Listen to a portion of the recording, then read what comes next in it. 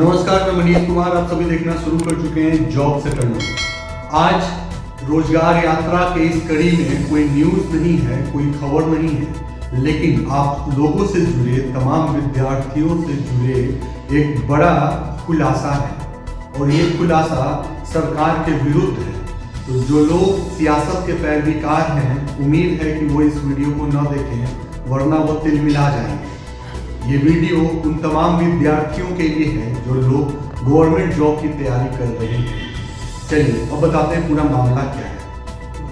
हमारे देश में जनसंख्या लगभग 130 करोड़ से भी ज़्यादा है, जिसमें से एक सांख्यिकी आंकड़ा के हिसाब से 40 करोड़ की संख्या में पूरे हिंदुस्तान में युवाएं जॉब्स की तैयारी करते हैं। गवर्नमेंट जॉब के लिए वो अप्लाई करते हैं और हर साल गवर्नमेंट जॉब्स के लिए जितने भी विभिन्न पदों को निकाला जाता है विभिन्न राज्य सरकार द्वारा, केंद्र सरकार द्वारा, और आप कह सकते हैं कि पूरे के पूरे जम्मू कश्मीर से लेकर के तमिलनाडु, केरला तक, गुजरात से लेकर के अरुणाचल प्रदेश तक, हमारे जितने भी यूनियन टेरिटरी और स्टेट्स आते हैं, यहाँ भी किसी भी क्षेत्र में शिक्षा, चिकित्सा, रोजगार के अवसर को निकाले जाते हैं, वैकेंसियाँ निकाली जाती हैं, तो उसके लिए विद्यार्थी मेहनत करते हैं और अपने मेहनत से विद्यार्थी परीक्षा को उत्तीर्ण करते हैं और फिर वो सरकारी सेवाओं के लिए तत्पर रहते हैं और उनका चयन होता है। अब खबर क्या है और मामला क्या है? मामला ये है कि रेलवे भर्ती बोर्ड प्रक्रिया प्रणाली मतलब आरआरबी, जी हाँ, रेलवे में जो भी विद्यार्थी तैयारी कर रहे, अपना फ्यूचर बनाना चाहते हैं, रेलवे को अपनी सेवाएं देना चाहते हैं, उनके लिए रेलवे हर साल लगभग विभिन्न अन्य पदों पे परीक्षाओं का आयोजन करता है और रेलवे बोर्ड फिर परीक्षा में कैंडिडेट जब एग्जाम में अपीयर होते हैं और वो उत्तीर्ण करते हैं, तब फिर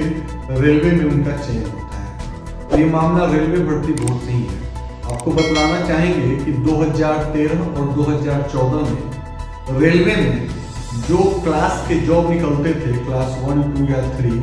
उस क्लास के जॉब के लिए नोटिफिकेशन के लिए जब फॉर्म फिल करते थे विद्यार्थी, तो उनका फॉर्म फिल करने के दरमियान शुल्क लगता था 40 से 60, मतलब बिलो 100 रुपीज। ये सिलसिला जारी रहता था, लेकिन 2015-16 में उनके फॉर्म फिल करने के फीस को बढ़ा दिया गया और फी बढ़ा 500 रुपये। सबसे पहले हम पुरुष विद्यार्थियों की बात करें। 2015 और 16 से ये सिलसिला जारी है, 2020 आ चला है, मतलब पिछले 5 सालों में रेलवे के लिए जितने भी वैकेंसियां निकाली गई हैं, जिन जिन पदों के लिए उम्मीदवारों ने अपने आप को नामांकन कराया है, नोटिफिकेशन के अंतर्गत जिन भी विद्यार्थियों ने फॉर्म को फिल किया है, उन मेल विद्यार्थियों के जो फी हैं वो 500 रुपीज़ हैं। आपको बतलाना चाहेंगे कि ये 500 रुपीज़ की जनरल कैटेगरी के हैं। साथ ही साथ SC/ST कैंडिडेट के लिए भी 250 से 300 रुपये फी है। अब बतलाना चाहेंगे आपको कि जो फीमेल विद्यार्थी हैं उनके लिए भी फॉर्म भरने की फी की संख्या और रकम इतनी ही है। तो अब ध्यान जाना चाहिए इस ओर कि रेलवे नियमित समय के हिसाब से फिक्स सीट को निकालता है और उसके लिए भारी मात्रा में, भारी संख्या में विद्यार्थी अप्लाई करते हैं। जब विद्यार्थी अप्लाई करते हैं तो जनरल कैटेगरी के विद्यार्थियों का फॉर्म फी 500 रुपीज़ रहता है और SC/ST OBC कैटेगरी के विद्यार्थियों का फीस भी 250 से 300 के बीच में रहता है। अब ऐसे में रेलवे भर्ती बोर्ड की जब किरकिरी होने लगी 2016-17 में, तो रेलवे बोर्ड ने, सरकार ने एक नियम कानून को पारित किया जिसमें उन्होंने ये कहा कि 500 रुपीज़ फी है, लेकिन जो बेरोजगार युवा हैं जो गवर्नमेंट के लिए जॉब के लिए अप्लाई कर रहे हैं रेलवे में, अगर वो लोग एग्ज़ाम दे करके उत्तीर्ण नहीं हो पाते हैं तो 400 रुपीज़ उन्हें वापस कर दिया जाएगा। अब मामला यहीं से तूल पकड़ता है कि 400 रुपये जो फी थे वो वापस नहीं हुए हैं विद्यार्थियों को। साथ ही साथ आपको बतलाना चाहेंगे कि तमाम RTI, जिसके बोलते हैं right to information act, RTI एक्टिविस्टों से जब बात हुई जॉब एटर्नल की टीम की, तो उन लोगों ने कहा कि मामला में काफ़ी कुछ गड़बड़ है और प्रॉपर इन्फॉर्मेशन गवर्नमेंट अपने वेबसाइट पे अपलोड नहीं करती है,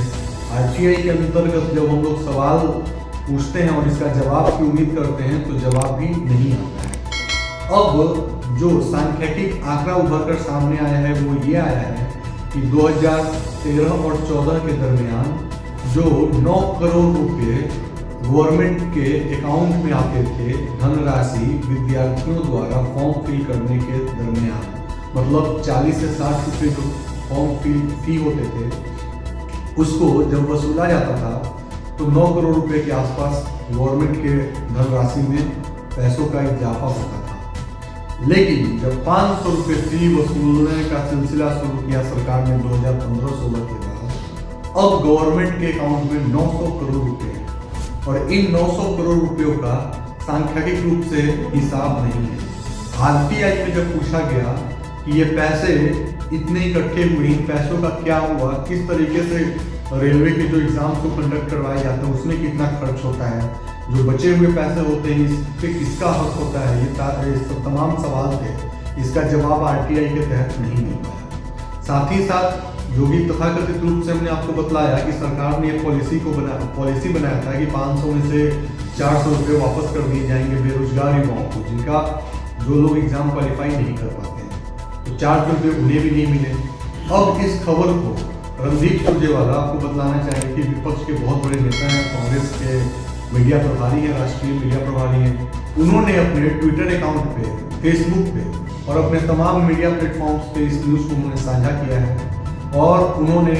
मोदी सरकार पर जमकर निशाना साधा है और ये सवाल पूछा है कि जो 900 करोड़ रुपए वसूले जा रहे हैं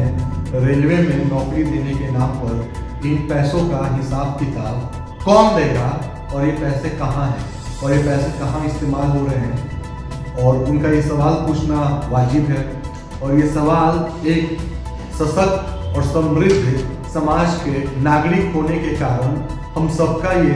नैतिक कर्तव्य बनता है कि सवाल उठाएं, सत्ता से सवाल पूछें कि जो रेलवे के 900 करोड़ रुपए हैं पिछले 5 साल में जो कि रेलवे सरकार ने वसूले हैं विद्यार्थियों से फॉर्म फिल करने के नाम पे, तो वो पैसों का क्या हुआ और उनका हिसाब किताब कहाँ है और विद्यार्थियों को 400 रुपये अभी तक वापस क्यों नहीं किए गए। तो ये जो सवाल हैं ये बहुत कड़े सवाल हैं, सरकार को जवाब देना चाहिए और तमाम बेरोजगार युवा पूछता है सरकार से। और इस तरीके की जो खबर है आप लोगों के बीच में लेकर आने का उद्देश्य ये है कि आप जिस भी गवर्नमेंट जॉब की तैयारी कर रहे हैं, आप ये सोचिए कि जिस गवर्नमेंट जॉब को हम क्वालिफाई नहीं कर पा रहे हैं अभी तक, उसके एग्ज़ाम को जब हम देने जा रहे हैं, उसके फॉर्म को फिल कर रहे हैं, तो हमें लग रहा है कि हमारे जेब से सिर्फ 400 और 500 रुपये ही जा रहे हैं। लेकिन आपके जैसे ऐसे न जाने कितने करोड़ों युवा लोग हैं जो लोग इस एग्ज़ाम के लिए फॉर्म को फिल करते हैं और उस वक्त ये संख्या 900 करोड़ रुपये हो जाती है। एक बहुत बड़ा अमाउंट है, बहुत बड़ा फिगर है और कहीं ना कहीं ये सरकार की नाकामियों का ही नतीजा है कि इतना राजस्व वसूला जा रहा है फिर भी रेलवे की जर्जर स्थिति है। रेलवे में क्या सुख सुविधाएं प्रोवाइड की जाती हैं यात्रियों को, ये हम में से किसी से छुपा हुआ नहीं है। रेलवे में रोजगार का आलम क्या है ये सभी को पता है। तो ये तमाम मुद्दे थे और आपको हमारा ये कार्यक्रम कैसा लगा आप अपनी जरूर राय रखें और हमारा कार्यक्रम अगर आपको अच्छा लगे तो इसे लाइक करिए, शेयर करिए, सब्सक्राइब करिए, कमेंट करिए और दूसरों तक भी पहुँचाइए। और आपके हौसले और साथ का ही नतीजा है कि हम लोग इस मुकाम तक पहुँच पाएंगे। धन्यवाद।